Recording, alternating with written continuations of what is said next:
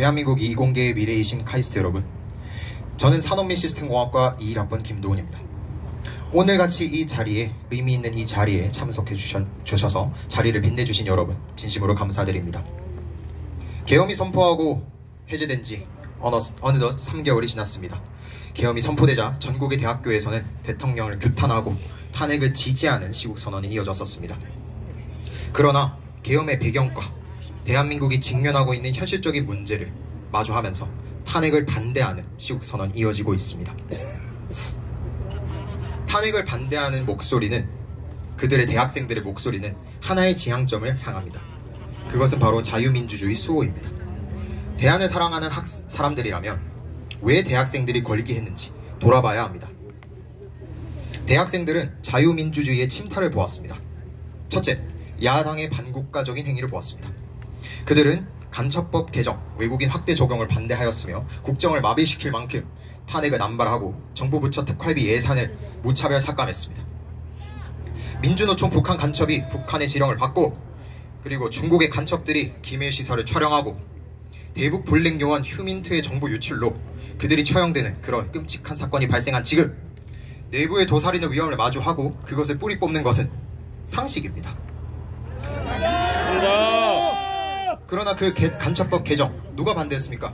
민주당! 저는 그게 왜 그런지 너무 궁금하여 찾아보았습니다. 그런데 법안이 남용되어 내국인들이 간첩몰이를 당할 수 있다고 검토가 필요하답니다. 이게 말이 됩니까? 아닙니다. 하루에 수십 개의 법안도 찍어내듯 만드는 민주당이 왜 이런 데에는 그렇게 신중하답니까? 얘기 나온 지가 언젠데 아직까지 액션이 없답니까? 지령받아서 야당이 자기의 마음에 안 든다며 발행한 탄핵안 수가 무려 29건입니다. 이상민 행안부 장관, 이진숙 방통위원장, 박성재 법무부 장관 등등 윤 정부가 출범하기 이전 그 모든 탄핵 수보다 많은 탄핵을 윤 정부 기간 동안 발행하였습니다. 그 중에서 서울지검장과 감사원장을 비롯한 여러 검사들의 경우 야당 대표 이재명을 수사했다는 이유만으로 탄핵의 심판대 위에 올랐습니다. 맞습니다. 현재 야당을 탄핵을 진행한 모든 공직자들은, 탄핵 심판들은 전부 기각이 된 상황입니다. 이것은 신중했습니까? 그러나 이들은 목적을 잃었습니다. 탄핵 심판이 진행되는 기간 동안 공직자들은 직무정지가 됩니다. 나라보다 자신의 정치적 안위가 우선되는 그러한 행위, 그것이 반국가 활동이 아니면 무엇이겠습니까? 둘째, 자유민주주의의 기본이 되는 선거, 그리고 그것을 감독하는 선관위가 부정부패의 온상이었습니다. 맞습니다. 너무나도 잘 알다시피 채용 비리, 보안 취약의 문제 너무 유명합니다. 이런 선거를 제대로 관리하라고 뽑아놓은 직원들은 선거철에 휴가를 간답니다. 이런 선관위를 비판하고 선관위가 총괄한 선거에 대해서도 의문을 제기하는 것은 상식인 것 같은데 참 이상한 것 같습니다. 그러나 이런 선관위를 야당은 감쌉니다. 반대되는 의견이 나오면 카톡 검열하겠답니다. 그리고 민주파출소가 고발하겠답니다. 카이스트 입틀막 사태로 분노했던 분들께 묻겠습니다. 여기에도 분노하셨습니까? 이번 계엄의 부정선거도 아주 중요한 화두죠. 김어준과 이재명도 주장하고 대통령께서도 주장하셨으면 여든 야든 원한다는 것인데 짚고 넘어가면 안 됩니까? 짚고 넘어가는 게 혹자가 좋아하는 국민 눈높이에도 맞는 거 아니겠습니까? 부정선거가 반드시 있었다라고 후원장담을 하는 것이 아닙니다. 허나 자유민주 국가에서 유권자로서 충분히 검증을 요청할 수 있는 것이고 여야 모두가 제기했던 의문인데 음모로만 치부하면 안 되는 것이죠. 저희는 보았습니다. 세 번째, 부당한 탄핵 심판 절차와 대통령의 구속을 보았습니다. 체포조가 있었다느니, 화학무기를 살포하겠다느니, 인민공으로 위장시킨다느니 가짜뉴스가 많아도 너무 많습니다.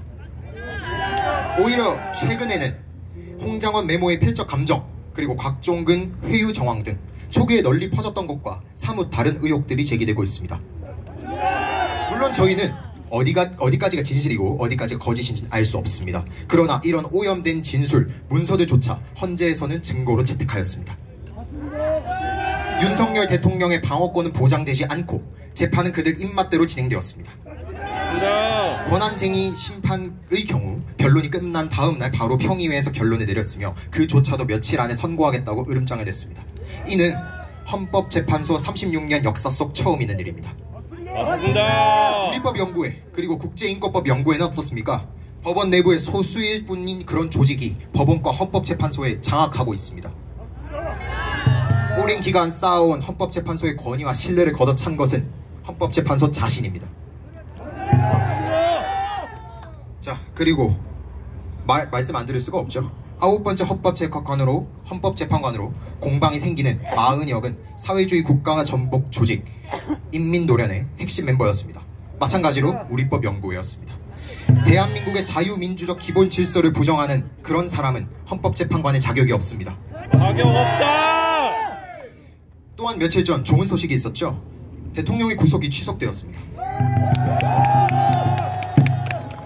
판결문에는 이렇게 적혀져 있었습니다.